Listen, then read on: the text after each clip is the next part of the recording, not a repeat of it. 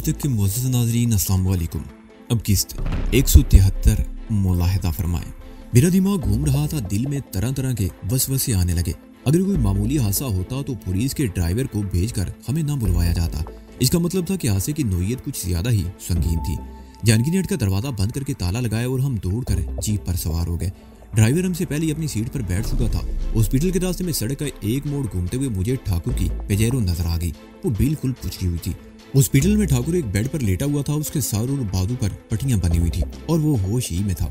हमें देखते ही वो उठ गया। करीब खड़ी हुई नर्स ने उसे दोबारा लिटाने की कोशिश की, मगर ठाकुर ने उसका हाथ झटक दिया। ठाकुर को देखकर मुझे कदरे इत्मीनान हुआ। उसकी हालत ज्यादा तशवीशनाक नहीं थी।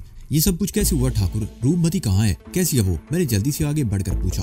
वो ऑपरेशन थिएटर में है। उसकी हालत अच्छी नहीं। उसका बहुत खून जाया हो चुका है। अगर उसे खून ना मिला तो वो मर जाएगी, ठाकुर ने कहा। मैं ऑपरेशन थिएटर की तरफ भाग खड़ा हुआ। डॉक्टर थिएटर के सामने वाली रायदारी में मिल गया। उसने बताया कि रूपमती को खून की अशद जरूरत है। ये कोई बड़ा हॉस्पिटल नहीं, यहाँ ब्लड बैंक नहीं और ना ही शहर में कोई ब्लड बैंक है जहाँ से खून हासिल किया जा सके। मेरा खून ले लो डॉक्टर। मैंने बाजू आगे कर दिया। मेरे जिस्म से खून का एक एक कतरा निचोड़ दो और रूपमती की जिंदगी बचा लो। पहले ग्रुप टेस्ट करना होगा, डॉक्टर बोला। मेरे साथ आइए। बिमला जानकी और ठाकुर भी वहाँ पहुँच गए और हमारे साथ वो भी लेबोरेटरी में आ गए। पहले जानकी और बिमला ने अपना ब्लड ग्रुप चेक करवाया। उनके ग्रुप मुख्तलिफ थे और खुशकिस्मती से मेरा ब्लड ग्रुप रूपमती के खून से मिल गया। मुझे बेड पर लिटा दिया गया और तमाम इंतजामात मुकम्मल होने के बाद नीडल मेरी नस में लगाई गई तो अचानक ही मेरे दिमाग में धमाका सा हुआ। मेरे बाजू में लगी हुई सुई खींच ली और एक झटके से उठकर खड़ा हो गया। नहीं, मैं रूपमती को अपना खून नहीं दे सकता ठाकुर। उसकी जिंदगी बचाने के लिए कोई और बंदोबस्त करो। मैंने कहा। ये क्या कह रहे हो तुम? ठाकुर बोला। तुम रूपमती को खून देने से इनकार कर रहे हो, ये जानते हुए भी कि तुम उसकी जिंदगी बचा सकते हो? नहीं ठाकुर, मैं अपना खून नहीं दे सकता, मैंने कहा। मुझे यकीन नहीं आ रहा कि तुम ऐसे मौके पर रूपमती की मदद करने से इनकार करोगे। ठाकुर ने मेरे चेहरे पर नजरें जमाते हुए कहा। वो रूपमती है, उसने तुम्हारे लिए क्या कुछ नहीं किया, क्या क्या मुसीबतें नहीं झेली उसने तुम्हारे लिए, और अब जबकि वो जिंदगी और मौत की कश्मकश में मुबतला है तो तुम पीछे हट रहे हो। मैं तुम्हें ऐसा एहसान फरामोश नहीं समझता। ठाकुर जज्बात में आ रहा था। अगर रूपमती को कुछ हो गया तो मैं भी जिंदा नहीं रह सकूंगा। रूपमती को बचा लो वैदान, तुम्हें तुम्हारे खुदा का वास्ता बचा लो उसे। वो मेरे दोनों बाजू पकड़कर झुंझोड़ने लगा। मैं रूपमती को अपना खून नहीं दे सकता ठाकुर, मैंने जवाब दिया। और ये बात कहते हुए मुझे यूं लग रहा था जैसे किसी ने मेरा दिल मुट्ठी में ले रखा हो। बिमला, बताओ ठाकुर को, बताओ कि मैं रूपमती को अपना खून क्यों नहीं दे सकता। बिमला भी चौंक गई और फिर शायद बात उसकी समझ में आ गई। वो ठाकुर को हाथ से पकड़कर खींचते हुए एक तरफ ले गई। 4 मिनट बाद ठाकुर वापस मुड़ा तो मेरी आंखों से बहते हुए आंसू देकर मुझसे लिपट गया। मैं बड़ी मुश्किल से अपनी हिचकी जब्त कर सका था। मैं एहसान फरामोश नहीं और नमक हराम नहीं हूँ ठाकुर। मैंने भी उसे अपनी बाहों में लपेट लिया। तुम लोगों के एहसानात तो मैं मरते दम तक नहीं बोल सकूंगा। तुम लोगों के लिए तो मैं अपनी जान तक देने को तैयार हूँ, लेकिन मैं रूपमती को अपना खून नहीं दे सकता। मेरे खून का पहला कतरा उसके खून में शामिल होते ही वो खत्म हो जाएगी। मैं कितना बदकिस्मत हूँ कि जिंदगी के नाजुक तरीन लम्हात में अपनी मोहसिना के काम नहीं आ सका। मैं समझ गया, ठाकुर ने मेरी पेशानी पर बोसा देते हुए कहा। बिमला ने मुझे सब कुछ बता दिया। मैंने तुम्हें गलत समझा और कुछ सख्त शब्द कह दिए। मुझे माफ कर देना मेरे दोस्त। माफी तलाफी बाद में होती रहेगी, मैंने अपने आप को उससे अलग करते हुए कहा। पहले हमें रूपमती की जिंदगी की फिक्र करनी चाहिए। हमारे पास ज्यादा वक्त नहीं, एक एक लम्हा कीमती है। लेकिन समझ में नहीं आता कि क्या करें, ठाकुर बोला। यहाँ कोई ब्लड बैंक नहीं। जयपुर के किसी ब्लड बैंक से खून मंगवाया जाए तो उसमें कई घंटे लग जाएंगे और उस वक्त तक रूपमती नहीं, हम रूपमती को मरने नहीं देंगे। मैंने उसकी बात काट दी। इतना बड़ा शहर है, हजारों लोग आबाद हैं, किसी एक आदमी के खून का ग्रुप तो मिल जाएगा। तुम यहीं रुको, मैं भी आता हूँ। मैं तकरीबन दौड़ता हुआ हॉस्पिटल के बरामदे में आ गया। बरामदे के सामने वसी और अरीज कंपाउंड था जिसमें चंद सायादार दरख्त भी थे जिनके नीचे लोगों के बैठने के लिए कंक्रीट की बेंचें रखी हुई थी। उन बेंचों पर भी लोग बैठे हुए थे। बरामदे में और उसके आसपास भी बहुत से लोग मौजूद थे। 6-7 आदमी एक जगह पर झुंड की सूरत में खड़े थे और उस झुंड में इंस्पेक्टर पांडे भी नजर आ गया। वो इस हादसे के 2 चश्मदीद गवाहों के बयान नोट कर रहा था। भाइयों, जरा मेरी बात गौर से सुनो, मैंने फेफड़ों की पूरी कुव्वत इस्तेमाल करते हुए कहा। लोग फौरन ही मेरी तरफ मुतवज्जो हो गए। इंस्पेक्टर पांडे भी मुड़कर मेरी तरफ देखने लगा। एक इंसान मौत और जिंदगी की कश्मकश में मुब्तला है। हादसे में जख्मी होने वाली देवी को खून की जरूरत है। आप में बहुत से लोग ऐसे होंगे जिनका ब्लड ग्रुप उससे मिल जाएगा।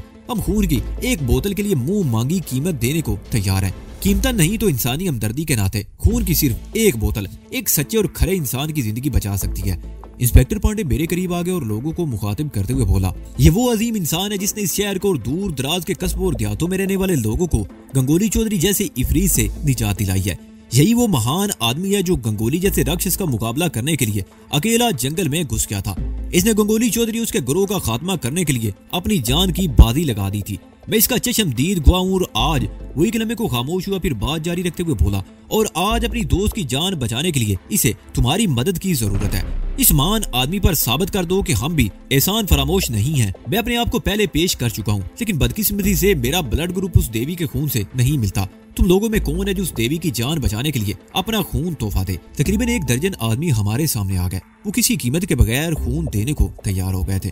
बहुत से लोग उनके गिर्द जमा हो गए। उन्होंने सिर्फ सुना था कि हिम्मत सिंह नामी किसी सूरमा ने गंगोली चौधरी को ठिकाने लगाया था और अब वो सूरमा उनके सामने खड़ा था। लोग आगे बढ़ बढ़कर मुझसे हाथ मिला रहे थे, मेरे हाथ और मेरी पेशानी पर बोसे दे रहे थे। और फिर ये दिलचस्प इंकशाफ हुआ कि हॉस्पिटल के कंपाउंड में मौजूद हर शख्स रूपमती की जिंदगी बचाने के लिए खून देने को तैयार था। ये तो चमत्कार हो गया। हिम्मत सिंह ठाकुर मुझे पकड़कर एक तरफ ले गया। मैंने बहुत से लोगों के सामने हाथ जोड़े थे, मगर कोई खून का एक कतरा भी देने को तैयार न था। ये इंस्पेक्टर पांडे का चमत्कार है, मैंने जवाब दिया। अगर वो मेरे नाम के साथ गंगोली चौधरी का हवाला ना देता तो शायद कोई भी आगे ना आता।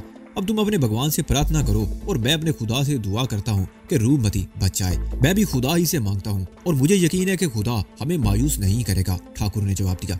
1 घंटे बाद रूपमती को खून की पहली बोतल लग चुकी थी। 6 आदमियों का ब्लड ग्रुप मिल गया था, जिनमें से 4 को रोक लिया गया और बाकी सबको रुखसत कर दिया गया।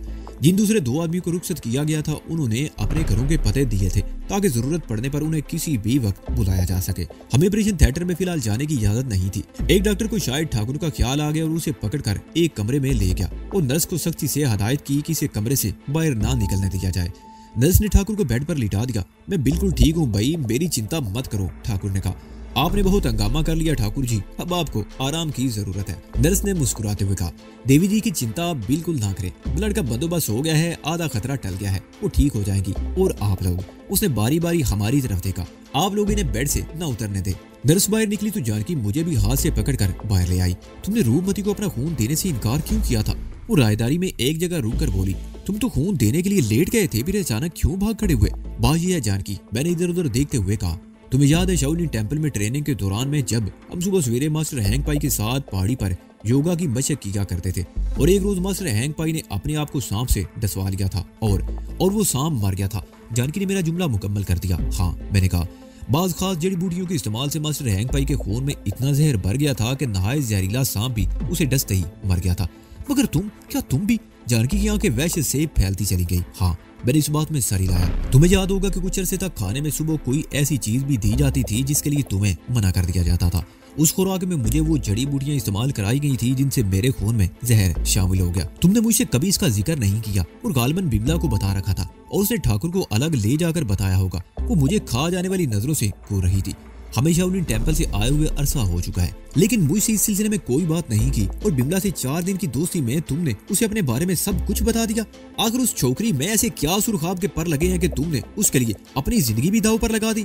तुम फिर पटरी से उतर रही हो, मैंने मुस्कुराते हुए कहा।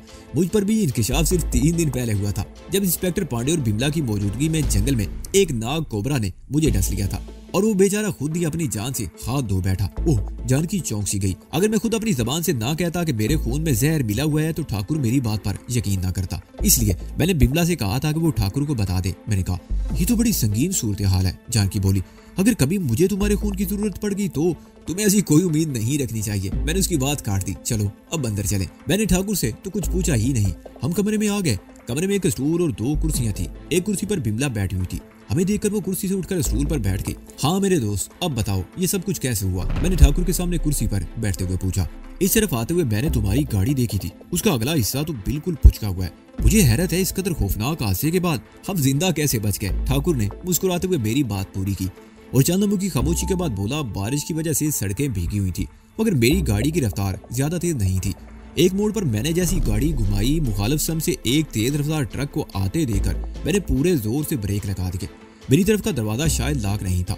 झटका लगने से दरवाजा खुल गया और मैं नीचे गिरकर सड़क पर लुढ़कता चला गया। पीछे से आने वाली एक कार मुझे टकरा कर रुक गई और वो ट्रक जोरदार टक्कर से पेजेरो को घसीटता हुआ दूर ले गया। और फिर उसके बाद मुझे होश नहीं रहा। सर पर लगने वाली चोट ने मुझे तो बेहोश कर दिया। यहाँ हॉस्पिटल में होश आया तो मुझे बताया गया कि मेरे साथ पेजेरो में सवार औरत की हालत बहुत नाजुक है। खून बहुत जाया हो जाने से उसकी जान खतरे में पड़ गई है। इसी दौरान में पुलिस भी पहुंच गई। इंस्पेक्टर पांडे मुझे देखकर बदहवास हो गया। उसने अपने एक आदमी को तुम्हें इतला देने के लिए दौड़ा दिया। मुझे रूपमती की फिक्र थी, उसके लिए खून का बंदोबस्त नहीं हो रहा था। इंस्पेक्टर पांडे खून देने को तैयार था मगर उसका ब्लड ग्रुप नहीं मिला। 2-3 आदमी और भी तैयार हो गए मगर हर एक का ब्लड ग्रुप मुख्तलिफ था। मैं हॉस्पिटल में मौजूद दूसरे लोगों की मिन्नतें करता रहा मगर कोई भी तैयार नहीं हुआ। और फिर तुम लोग आ गए, तुम्हारा ब्लड ग्रुप मिल गया मगर जब तुम्हें बेड पर लिटाया गया तो ऐन वक्त पर तुमने इनकार कर दिया। और मुझे अफसोस है ठाकुर, मैंने उसकी बात काट दी। मैं अपनी रूपमती के किसी काम ना आ सका। उसके लिए जान लुटा देने वाला आदमी उसकी जिंदगी बचाने के लिए खून का एक कतरा भी ना दे सका। ऐसा ना कहो वैदान, उसने मेरा हाथ पकड़कर अपने होंठों से लगा लिया। सिर्फ और सिर्फ तुम्हारी वजह से रूपमती की जिंदगी बचने की उम्मीद पैदा हुई है। तुम वाकई महान हो। मैं बहुत शर्मिंदा हूँ। मैंने गुस्से में तुम्हें जो कुछ भी कहा उससे हमेशा मेरे अंदर शर्मिंदगी रहेगी। कोई बात नहीं ठाकुर, मैंने उसका हाथ अपने दोनों हाथों में थाम लिया। गुस्से और जज्बात में आकर तुमने एक और दिलचस्प इंकशाफ किया था जिस पर मैं बेहद खुश हूँ। क्या इंकशाफ? बुझी हुई नजरों से मुझे देखने लगा। रूपमती के बारे में मैंने मुस्कुराते हुए कहा। तुम उसके लिए जिस तरह पागल हो रहे थे उससे मुझे अंदाजा हो गया कि तुम रूपमती को कितना चाहते हो। ठाकुर के चेहरे का रंग बदल गया। उसने कनखियों से बिमला और जानकी की तरफ देखा और फिर उसकी आंखों में नमी आ गई। उसके जज्बात आंसू बनकर उमड़ पड़े। घबराओ नहीं मेरे दोस्त, मैं उसका हाथ थपथपाने लगा। रूपमती ठीक हो जाएगी। तुमने नर्स की बात नहीं सुनी। खून का बंदोबस्त हो जाने से आधा खतरा टल गया है। खुदा ने चाहा तो वो बहुत जल्द ठीक हो जाएगी। जानकी और बिमला भी उसे तसलियां देने लगी। थोड़ी देर बाद मैं कमरे से निकलकर ऑपरेशन थिएटर की तरफ आ गया। इस वक्त अगरचे रात के 11 बज चुके थे लेकिन ऑपरेशन थिएटर के सामने वाली रायदारी और बरामदे में अब भी बहुत से लोग जमा। रूपमती को खून की दूसरी बोतल लगाई जा चुकी थी। इस तरह खून देने वाले 2 आदमी रुखसत हो गए थे। हॉस्पिटल में चंद घंटों के लिए भी खून महफूज रखने का कोई जरिया मौजूद नहीं था, इसलिए बाकी 2 आदमी अपनी बारी के इंतजार में बैठे हुए थे। मैं भी ऑपरेशन थिएटर के सामने टहलने लगा। थोड़ी देर बाद एक डॉक्टर ऑपरेशन थिएटर से बाहर आया तो मैं उसे रोककर रूपमती के बारे में दरियाफ्त करने लगा। वो भी बेहोश है और अगले 24 घंटे उसके लिए बहुत अहम है, डॉक्टर ने जवाब दिया। खतरे की कोई बात? मैंने सवालिया निगाहों से उसे देखा। फिलहाल कुछ नहीं कहा जा सकता लेकिन बहरहाल हमें अच्छी उम्मीद रखनी चाहिए। डॉक्टर मेरा कंधा थपथपाते हुए आगे बढ़ गया। मैं उस कमरे में आ गया जहाँ भगत वगैरह पड़े हुए थे। उन्हें भी इस हादसे का पता चल गया था और वो तीनों जाग रहे थे। उनके चेहरों पर अफसुर्दगी थी। मैं कुछ देर उनके पास बैठा और फिर ठाकुर वाले कमरे में आ गया। क्या ये अजीब बात नहीं कि हमारी फैमिली के अफराद ने इस हॉस्पिटल के 5 बिस्तरों पर कब्जा कर रखा है? मैंने कहा। ठाकुर के होंठों पर खफीफ सी मुस्कुराहट आ गई। हम अभी बातें कर रहे थे कि इंस्पेक्टर पांडे आ गया। वो ठाकुर का बयान लेना चाहता था और ठाकुर इस काबिल था कि अपना बयान दे सकता। इंस्पेक्टर पांडे ने यह भी बताया कि हादसे के बाद ट्रक वहां से फरार हो गया था। सालसका के दोनों तरफ शायरा पर वाक़े शहरों की पुलिस को फोन पर इतला दी जा चुकी है। वो ट्रक बचकर नहीं जा सकेगा, उसे कहीं ना कहीं पकड़ लिया जाएगा। इंस्पेक्टर पांडे काफी देर हमारे पास बैठा रहा। इसी दौरान में वो बार बार मेरी तरफ देखता रहा और मेरी हिम्मत और जुरात की दाद देता रहा। उसने ठाकुर को जंगल में मुझे सांप के डसने का वाकया भी सुना दिया था। मैं तो हैरान रह गया था। वो कह रहा था कोबरा जैसा जहरीला सांप इन श्री मान जी को डसने के बाद खुद मर गया था। हाँ, ठाकुर बोला। बाद लोगों का खून कुदरती तौर पर ऐसा होता है कि जहरीले कीड़े मकोड़े और सांप का जहर उन पर असर नहीं करता और ये अपना खून किसी को दे भी नहीं सकते। हाँ, ये वाकई हैरत की बात है, इंस्पेक्टर पांडे बोला। इंस्पेक्टर पांडे के जाने के बाद ठाकुर ने इस सिलसिले में मुझ पर सवालात की बौछार कर दी और मुझे मजबूरन उसे सब कुछ बताना पड़ा कि मेरा खून इस कदर जहरीला क्यों हुआ था। रात के 2 बज चुके थे। मैं हर थोड़ी देर बाद ऑपरेशन थिएटर की तरफ का एक चक्कर लगा था। डॉक्टर रूपमती को ऑब्जर्वेशन में रखे हुए थे लेकिन फिलहाल वो कोई बात यकीनी तौर पर नहीं कह सकते थे। रूपमती को खून की तीसरी बोतल लगी हुई थी। खून बड़ी तेजी से उसके जिस्म में मुंतकिल किया जा रहा था। चौथा आदमी इस वक्त भी रायदारी में बैठा हुआ था। मैं भी कुछ देर उसके करीब बैठा रहा। मैं वाकई इन लोगों का एहसानमंद था। इन्हें सिर्फ ये बताया गया था कि मैंने गंगोरी चौधरी और उसके गिरोह के खात्मे में अहम किरदार अदा किया था और वो मेरी खातिर रूपमती को खून देने को तैयार हो गए थे। और चौथा आदमी भी इस वक्त हॉस्पिटल में बैठा हुआ था कि न जाने कब उसकी जरूरत पड़ जाए। मैंने उसे खाने चाय का दरियाफ्त किया तो पता चला कि वो हॉस्पिटल के एक मुलाजिम से खाना मंगवा कर खा चुका है।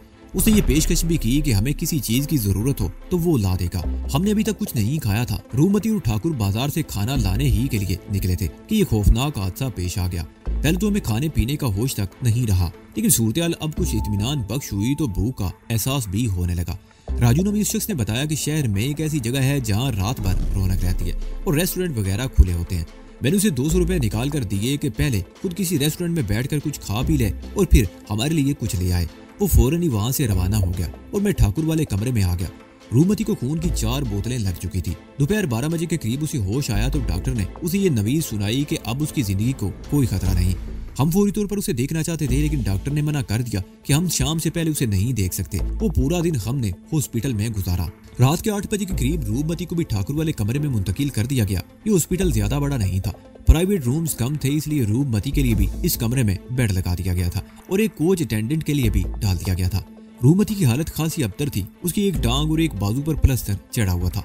सीने, सर और दूसरी टांग पर भी पट्टियां लिपटी हुई थी। मेरे रास्ते में पेजेरो देखी थी। ठाकुर की खुशकिस्मती थी कि अपनी तरफ का दरवाजा खुल जाने से वो उछलकर बाहर गिर गया था और उसे मामूली चोटें आई थी।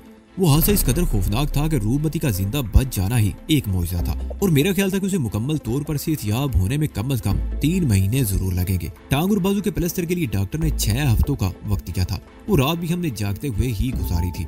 रूपमती को बोलने की इजाजत बिल्कुल नहीं थी, उसे आराम की जरूरत थी। हम आपस में भी सरगोशी में बातें करते थे ताकि वो डिस्टर्ब ना हो। ठाकुर ने अगले ही रोज डिस्चार्ज ले लिया और उसके साथ डॉक्टर ने हम सबको भी हॉस्पिटल से भगा दिया। सिर्फ एक अटेंडेंट को रहने की इजाजत थी और ये जिम्मेदारी जानकी और बिमला ने संभाली थी। उनमें से एक दिन के वक्त हॉस्पिटल में रहती और दूसरी रात को। मैं और ठाकुर भी दिन में 1-2 मरतबा चक्कर लगा लेते थे। एक हफ्ता गुजर गया। हादसे के तीसरे रोज वो ट्रक तो शहर से 20 मील दूर जयपुर की तरफ जाने वाली सड़क पर खड़ा मिल गया। अलबत्ता ड्राइवर फरार हो गया था और पुलिस उसकी तलाश में थी। ठाकुर अब ठीक हो चुका था। वो अपने हाथों पैरों को आजादी से हरकत दे सकता था। हमीदार और बलवंत सिंह की भी फिक्र थी, जो अलूर की पहाड़ियों में काली के मंदिर के आसपास कहीं पनाह लिए हुए थे। अगला हफ्ता शुरू होते ही शहर में ट्रैफिक बढ़ गया। पहाड़ियों में काली के मंदिर पर हर साल लगने वाला मेला एक ऐसा राज था जिससे सारी दुनिया तो वाकिफ थी, लेकिन सरकार और पुलिस बेखबर थी। जयपुर की तरफ से आने वाले यात्रियों के ग्रुप अलूर की पहाड़ियों की तरफ जा रहे थे। दूसरी तरफ भरतपुर और दिल्ली वगैरह से भी यात्री आ रहे थे, लेकिन पुलिस बिल्कुल बेखबर थी कि इस तरफ मेला लगने वाला है और पहाड़ियों के गार में वाक़ काली के चरणों में इंसानी जानों की भीड़ दी जाने वाली है। मैं भी परेशान था और ठाकुर भी। दारा और बलवंत सिंह को घेरने का ये एक अच्छा मौका था, लेकिन रूपमती की वजह से मामला गड़बड़ हो गया था। रूपमती अब बात करने के काबिल हो गई थी। उस रोज शाम को उसने कह दिया कि हम उसकी फिक्र ना करें। हॉस्पिटल में उसकी मुनासिब देखभाल हो रही है। बिमला और जानकी भी मौजूद है, लेकिन जानकी हमारे साथ जाने पर बजी थी। लेकिन ज़ाहिर है हम बिमला को हट में अकेले नहीं छोड़ सकते थे और बिलाखिर ये तय हुआ कि बिमला रूपमती के पास हॉस्पिटल में रहेगी और हम तीनों अपने मिशन पर रवाना हो जाएंगे। भगत सिंह भी अब पहले से बहुत बेहतर था। देखभाल की कुछ जिम्मेदारी उसने कबूल कर ली और ये बंदोबस्त होने पर मैं भी किसी कदर मुतमईन हो गया। अगले रोज बिमला अपने कपड़े और जरूरत की दूसरी चीजें बैग में डालकर हॉस्पिटल ले आई। मैं, ठाकुर और जानकी उस रोज ज्यादातर शहर के मुख्तलिफ बाजारों में घूमते रहे। इस मरतबा हम अंधाधुंध चढ़ाई नहीं करना चाहते थे, बल्कि हम तीनों ने पूरी रात बैठकर प्लानिंग की थी और ये फैसला किया था कि हम तीनों भी साधुओं के बेस में जाएंगे कि इस तरह हम किसी शक्को शुबे में न आ जाएं। वो रात हमने हट में गुजारी। अगला दिन भी कुछ तैयारियों में गुजरा। दोपहर को हमने हॉस्पिटल का चक्कर लगाया और हट में आ गए। थोड़ी देर आराम करने के बाद ठाकुर ने मुझे अपने सामने बिठा लिया और सबसे पहले मेरे सर के बाल कैंची से काट दिए और फिर दूसरे काम में मसरूफ हो गया। तकरीबन 1 घंटे बाद मैंने आईने में अपना हुलिया देखा तो उछल पड़ा। मेरा सर ऐसा था जैसे किसी खेत में ताजा हल चलाया गया हो। कैंची से बाल काटते हुए ठाकुर ने नफासत का ख्याल बिल्कुल नहीं रखा था।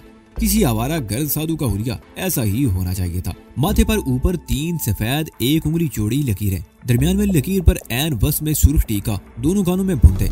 बुंदों के लिए कान छिदवाने की जरूरत नहीं पड़ी थी। बाजार में करीब वाले बुंदे मिल गए थे जिन्हें कानों की लो से चिपका लिया गया था। ठाकुर ने मेरे दोनों रुखसारों पर भी सफेदे से एक दारी बना दी थी। इस तरह मेरा हुलिया बड़ी हद तक बदल गया था। मुझे मखसूस अंदाज में धोती बांधनी भी आ गई थी। धोती का बचा हुआ पल्लू सीने पर डालकर उसके दोनों किनारों की गर्दन के पीछे गिरा लगा दी, जबकि मेरी पुश्त बनाना थी। अब मैं वाकई ही साधु लगता था और कोई मुझे वैदान की हैसियत से आसानी से नहीं पहचान सकता था। कमरे से बाहर आकर मैंने दोनों कलाइयों में 2 आहिनी कड़े भी पहन लिए। एक हाथ में पीतल का छोटा ढोल और दूसरे हाथ में तकरीबन 1 इंच मोटा और 1.5 फुट लंबा गोल डंडा पकड़ लिया। डंडे को मैंने इस तरह पकड़ा कि उसका एक सिरा हथेली को छूता हुआ उंगलियों की गिरफ्त में था और दूसरा डंडे का बाकी हिस्सा बाजू के साथ कूनी तक चला गया था। उंगलियों की हरकत से डंडा आहिस्ता आहिस्ता बाजू में पहने हुए आहिनी कड़ों पर बजने लगा। अक्सर साधु इस तरह डंडे से कड़ों को बजाकर लोगों को अपनी तरफ मुतवज्जो किया करते थे। ठाकुर जानकी के बाल भी काटना चाहता था, मगर वो नहीं मानी। शाओलिन टेम्पल की तरफ जाते हुए चीन के खित्ते में सफर के दौरान में भी जानकी गंजी हुई थी और वो उधर से बाद उसके बाल इतने लंबे हुए थे। जानकी के बाल बिखरा कर चिड़िया के घोंसले की तरह फैला दिए गए। ठाकुर ने उसका हुलिया भी बिगाड़ दिया था और जब वो पीली साड़ी ऊट पटांग अंदाज में लपेट कर कमरे से निकली तो वो भी किसी मंदिर की दासी ही लगती थी। 1 घंटा ठाकुर ने अपने आप पर लगा दिया। 6 बजे के करीब हम हट से बाहर आ गए। दरवाजे को ताला लगाकर चाबी एक ऐसी जगह पर रख दी जिसके बारे में बिमला को भी बता दिया गया था। हम तीनों किसी की नजर में आए बगैर हट से निकलकर सड़क की तरफ चलने लगे। रास्ते में हमें जो भी मिलता हाथ जोड़कर प्रणाम करता। हम साधु थे और आम लोगों का फर्ज था कि हमें प्रणाम करें। हम तीनों के कंधों पर एक एक थैला लटका हुआ था जिनमें हमारी जरूरत की चीजों के अलावा भुने हुए चने और गुड़ की डलियां भी रखी हुई थी कि साधु लोग ऐसी चीजों पर गुजारा करते थे। सड़क पर हमें ज्यादा इंतजार नहीं करना पड़ा। सूरज गुरूब हो रहा था, फजा में सुर्खी फैली हुई थी। हमने रवानगी के लिए खास तौर पर इस वक्त का इंतखाब किया था कि अलूर की पहाड़ियों में पहुंचे तो अंधेरा हो चुका हो। एक गाड़ी को आते देखकर ठाकुर सड़क के वस में खड़ा हो गया और उसने दोनों हाथ उठा दिए। वो सुर्ख रंग का फोर्ड पिकअप ट्रक था जो ठाकुर से चंद फुट के फासले पर रुक गया। ड्राइवर के साथ वाली सीट पर एक भारी भरकम आदमी बैठा हुआ था जिसने गोद में 6-7 साल की उम्र के एक बच्चे को भी संभाल रखा था। पिकअप के पिछले हिस्से में 2 औरतें और 3 मर्द बैठे हुए थे। ये सब लोग एक ही फैमिली के मेंबर थे जो जयपुर से काली के मंदिर की तरफ जा रहे थे। ठाकुर चंद मिनट ड्राइवर से बात करता रहा, फिर हमें इशारा किया और हम पीछे आकर पिकअप पर सवार हो गए। जानकी औरतों के साथ जुड़कर बैठ गई। मैं और ठाकुर पीछे की तरफ आलती पालती मारकर बैठ गए और पिकअप ट्रक हरकत में आ गया। ट्रक की रफ्तार खासी तेज थी। पहाड़ी की तरफ जाने वाले मोड़ तक पहुंचने में 40 मिनट से ज्यादा नहीं लगे, लेकिन पहाड़ियों में दाखिल होते ही रफ्तार कम होगी। इन छोटी पहाड़ियों के बाद 1 मील तक रेगजार और उसके बाद फिर पहाड़ियां। इन पहाड़ियों में दाखिल होने के थोड़ी देर बाद हम पहाड़ियों के दरमियान में उस वसी व अरीज मैदान में पहुंच गए जहां जा बजा मशलें चल रही थी। कई जगहों पर छूलदारियां और छोटे खैमे नस्ब थे जिनके सामने पेट्रोमैक्स रोशन थे। आसपास की पहाड़ियों पर भी जगह जगह मशलों की रोशनियां नजर आ रही थी। इस मैदान में जगह जगह गाड़ियां भी खड़ी थी जिनके करीब छूलदारियां या खैमे नस्ब थे। पिकअप वालों ने अपने लिए एक ठिकाना तलाश करके पिकअप ट्रक रोक लिया और हम उनका शुक्रिया अदा करके वहां से रुखसत हो गए। अजीब मंदिर था, हजारों लोग जमा थे, हर तरफ मशलें जलती हुई नजर आ रही थी। ये सब कुछ बहुत पुरस्कार लग रहा था, जैसे हम किसी और दुनिया में आ गए हों। मेरे दिन में मेले का तस्वुर कुछ और था, झूले, सर्कस, खेल तमाशा, मगर यहाँ ऐसी कोई चीज दिखाई नहीं दे रही थी। ये पूजा मेला था, यहाँ ऐसी तफरियात की जरूरत नहीं थी। ताम रक्स और सुरूर की महफिलें हर तरफ जमी हुई थी। सुबह सवेरे पूजा शुरू होने वाली थी। राजस्थान के मुख्तलिफ शहरों में कई मजहबी त्योहार और मेले होते थे। हम तीनों एक पिकअप ट्रक से उतरकर इधर उधर घूमते रहे। हम किसी ऐसी जगह की तलाश में थे जहां से आसानी से मंदिर के अंदर पहुंचा जा सके, क्योंकि हमें यकीन था कि दारा और बलवंत सिंह से मंदिर के अंदर या उसके आसपास ही मुलाकात हो सकेगी। हर तरफ से ढोल ताशों की आवाजें सुनाई दे रही थी। जगह जगह रक्स और सुरूर की महफिलें जमी हुई थी। कई लोग अपने साथ तवाइफों को लेकर आए थे। बाज़ तवाइफें किसी की दावत के बगैर आई हुई थी और उन्होंने अपनी महफिलें जमा रखी थी। हम भी लाकर एक छोटी सी पहाड़ी के दामन में रुक गए। यहाँ भी एक जोरदार महफिल जमी हुई थी। 20 लोग दायरे में बैठे हुए थे। 2 आदमी ढोल बजा रहे थे, एक चिमटा बजा रहा था। 2 अधेड़ उम्र औरतें खड़ताल बजा रही थी। 2 जवान और खूबसूरत लड़कियां नीम मुरियां लिबास में रक्स के नाम पर उछल कूद कर रही थी। एक साधु भी जोश में आकर मैदान में कूद पड़ा और उन लड़कियों के साथ बेमैनी उछल कूद करने लगा। एक साधु अपनी जगह से उठकर खड़ा हो गया। उसने चंद लम्हे इधर उधर देखा और फिर मेरे साथ खड़ी हुई जानकी का हाथ पकड़कर इसे खींचता हुआ वश में ले गया। जानकी पहले तो हिचकिचाई, लेकिन फिर वो भी इन साधु के साथ उछल कूद करने लगी। जानकी नहायत अच्छी रकासा थी, लेकिन ये रक्स मुजाहरे का मौका नहीं था। बेमानी उछल कूद पर ही दाद मिल रही थी। आसपास बैठे हुए कुछ लोग उन पर नोट निछावर कर रहे थे। अब बाकायदा हड़बोंग शुरू हो गई थी। ठाकुर ने आगे बढ़कर जानकी का हाथ पकड़ लिया और उसे खींचता हुआ वहां से दूर ले गया। वहां से तकरीबन 20 गज दूर जाकर हम बड़े बड़े पत्थरों के करीब बैठ गए। उछल कूद से जानकी का सांस फूल गया था। हमसे तकरीबन 100 गज आगे वो पहाड़ी थी जहां काली के मंदिर वाला गार था। उस तरफ भजन गाने की आवाजें सुनाई दे रही थी। इस वक्त उन लोगों को तलाश करना मुमकिन नहीं। ठाकुर ने कहा, रात इसी जगह गुजार लो, सुबह होते ही हम उनकी तलाश शुरू कर देंगे। हम पत्थरों से टेक लगाए बातें कर रहे थे कि किसी तरफ से भोजन की आवाजें सुनाई देने लगी। ढोल पीटे जा रहे थे और किसी तरफ से घुंघरूओं की जनकार सुनाई दे रही थी। ये हंगामे रात के पिछले पहर तक जारी रहे। मैं कभी ऊँगने लगता और कभी चौंक कर हैरान नजरों से चारों तरफ देखने लगता। ठाकुर भी ऐसी ही सूरत हाल से दो चार था। अलबत्ता जानकी हम दोनों के दरमियान जमीन पर पड़ी गहरी नींद सो रही थी। मैंने एक बार फिर आंखें बंद कर ली और फिर शोर की आवाज से मेरी आंख खुल गई। बैठ बढ़ाकर उठ के और हैरान नजरों से इधर उधर देखने लगा। रात का अंधेरा रुखसत हो चुका था और दिन का उजाला फैलना शुरू हो गया था। जयकाली और बजरंगबली के फलक शगाफ नारों से फजा गूंज रही थी। जानकी और ठाकुर भी जाग गए। चंद लम्हे बाद आवाज बहाल होने लगे और फिर हम उठकर मंदिर वाली पहाड़ी की तरफ दौड़ पड़े। मंदिर वाले घर के सामने हजारों लोग जमा थे। कोई भजन गा रहा था, कोई दोनों हाथ माथे के करीब जोड़े आंखें बंद किए बेयुसू हरकत खड़ा था और कोई वालियाना अंदाज में रक्स कर रहा था। हम लोगों को धकेलते हुए आगे बढ़ते रहे। हम अभी घर से दूर ही थे कि ढोल ताशे बजने लगे। लगता था जैसे ढोल बजाने वालों पर जुनून तारी हो गया हो। गालबन सैकड़ों लोग ढोल पर जो पूरी कुव्वत से पीटे जा रहे थे, उनके सामने जय काली जी और बजरंग बली के फलक शगाफ नारे गूंज रहे थे। हम गार के सामने पहुंच गए, मगर अंदर जाने का मौका ना मिल सका। बेपनाह राज था। हम तीनों सिमट कर चट्टान के साथ खड़े हो गए। लोग एक दूसरे को धक्के देते हुए अंदर जा रहे थे। कुछ लोग बाहर आ रहे थे। एक पंडित लोगों को धकेलता हुआ बाहर निकला तो उसके खून आलूद हाथ देखकर मैं उछल पड़ा। उसके माथे पर भी खून से टीका लगा हुआ था। मुझे अपना दिल सीने में डूबता हुआ महसूस होने लगा। मुझे समझने में देर न लगी कि किसी बेगुनाह को काली के चरणों में ज़िबा किया जा चुका था। हमने अंदर दाखिल होने की कोशिश तरक कर दी और वहां से कुछ दूर पीछे हट गए। अब गार से बरामद होने वाले हर शख्स के माथे पर खून का सुर्ख टीका नजर आ रहा था। हम एक चट्टान के साए में बैठ के और लोगों को आते जाते हुए देखते रहे। अजीब कैफियत थी। लोगों पर जुनून सा तारी था। अजीब जालमाना रस। एक इंसान को पत्थर मूर्ति के सामने ज़िबा करके रक्स किया जा रहा था। खुशियां मनाई जा रही थी। इससे पहले मैंने धूलपुर में सती की रस्म देखी थी, जब एक बेवा होने वाली हसीन लड़की को उसके पति की लाश के साथ जिंदा जला दिया गया था। इन जालमाना रस्मों पर अगरचे पाबंदी लगी हुई थी, लेकिन चोरी छपे किसी न किसी सूरत में ये रस्में अब भी जारी थी। नायत कट्टर और इंतहा पसंद पंडित सीधे साधे लोगों को भड़काते थे कि अगर उन्होंने इन कदीम रस्मों को तरक कर दिया तो देवता इन पर आजाब नाजल कर देंगे और वो तबाह हो जाएंगे। इंसान चांद पर पहुंच गया था और मरीख पर कमंदे डालने की कोशिश की जा रही थी। साइंस इतनी ज्यादा तरक्की कर चुकी थी कि हर चीज को देखकर हैरत होती थी, लेकिन मजहब के हवाले से लोगों के बाज तबके जुनूनी कैफियत में मुब्तला थे। वो अपने मजहब के खिलाफ कुछ सुनने को तैयार न थे। सिर्फ हिंदू ही नहीं, दूसरे मजहब से ताल्लुक रखने वाले बाज तबके भी नायत इंतहा पसंद वाक़ हुए थे। वो लकीर के फकीर बने हुए थे। सदियों पुरानी डगर से 1 इंच इधर उधर हटने को तैयार न थे। साइंसी तरक्की को वो खराफात समझते थे। उन्हें देखकर लगता था जैसे वो दुनिया को एक बार फिर पत्थर के जमाने की तरफ ले जाने की कोशिश कर रहे हों। धूप तेज होने लगी, लेकिन गार के सामने लोगों के जोश और खरोश में कोई फर्क नहीं आया। मैदान में भी हर तरफ लोग टोलियों की सूरत में जमा थे। ढोल बज रहे थे, रक्स हो रहा था, जय काली के नारे लग रहे थे। हम इधर उधर घूमते रहे। जामिया में पीले कपड़ों वाला कोई साधु नजर आता, हम उस तरफ चल पड़ते, लेकिन हर मर्तबा मायूसी का सामना करना पड़ता।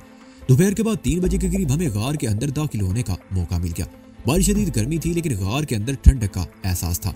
गार बहुत बड़ा था। उसमें बैक वक्त कम अज कम 2000 अफराद समा सकते थे और इस वक्त भी बड़ी तादाद में लोग मौजूद थे। हम लोगों को धकेलते हुए आगे बढ़ते रहे। गार की दीवारें नाहमवार थी। कई पत्थर बाहर को उभरे हुए थे और कहीं अंदर की तरफ कोई गुफा सा बना हुआ था। छत दीवारें मछलों के धुएं से स्याह थी। गार के आखिर में एक बहुत बड़े चबूतरे पर काली का बहुत बड़ा मुजस्समा नस्ब था। उसके सामने चबूतरे पर नारियल, मिठाई, फूल और ऐसी बहुत सी चीजों का ढेर लगा हुआ था। इस ढेर में सोने के लातादाद जेवरात भी नजर आ रहे थे। औरतें अपने जेवरात उतार उतार कर भेंट चढ़ा रही थी और 3-4 पंडित बार बार इन चीजों को समेट कर चबूतरे के पीछे किसी जगह ले जा रहे थे। लोग मूर्ति के सामने चबूतरे पर हाथ रखकर अपने चेहरों पर मल रहे थे। इस जगह काली की खुशनुदी हासिल करने के लिए एक इंसान को ज़िबा किया गया था।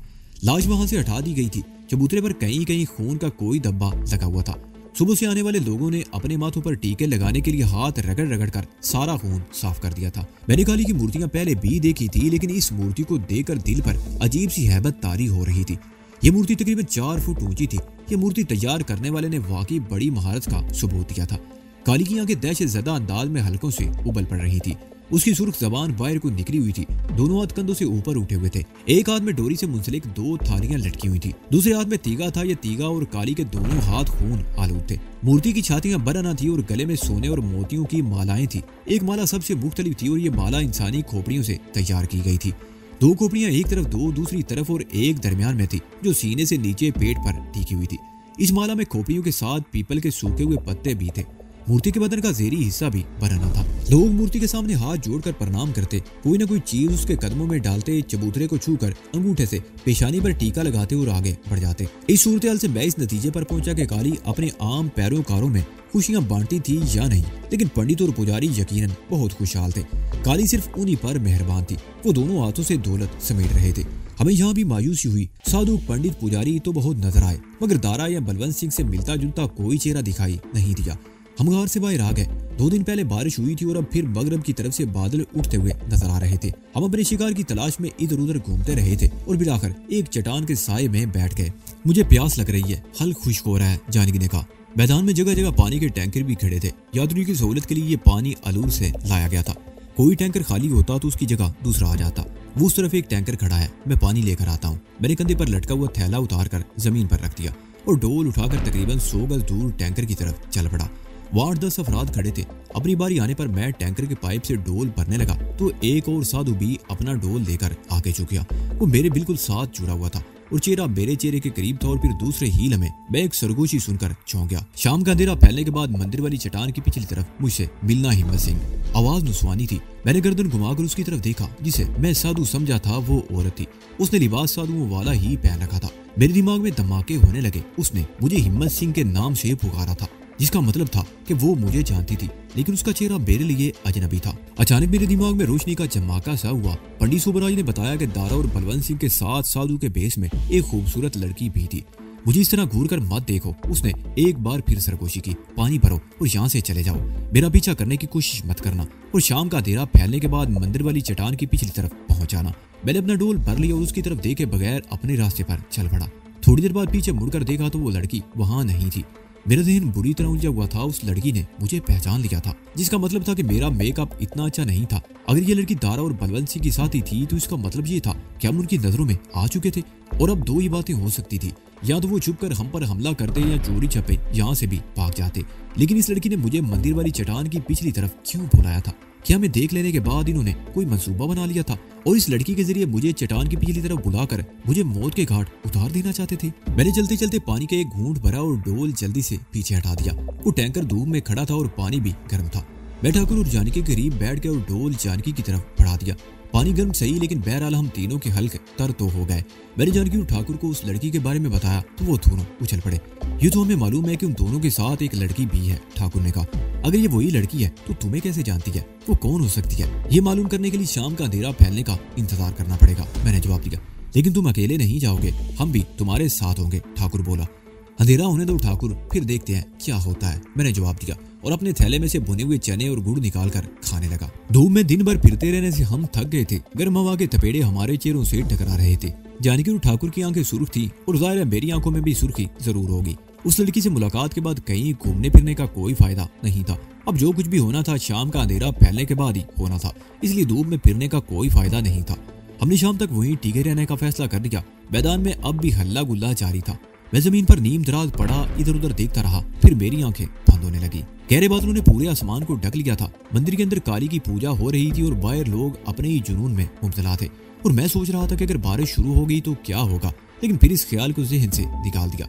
इन पहाड़ियों में लातादाद छोटे बड़े गार थे जो बारिश में लोगों को पनाह दे सकते थे। शाम हो चुकी थी, जगह जगह मशालें रोशन हो रही थी। हम अपनी जगह से उठकर मंदिर वाली चट्टान की तरफ आ गए। हमें ये तय हुआ था कि मैं उस लड़की की बताई हुई जगह की तरफ अकेला जाऊंगा। जानकी और ठाकुर अलग रहकर कुछ फासले से मेरे पीछे आएंगे। ठाकुर ने किसी हंगामी सूरत से निमटने का बंदोबस्त पहले ही कर रखा था।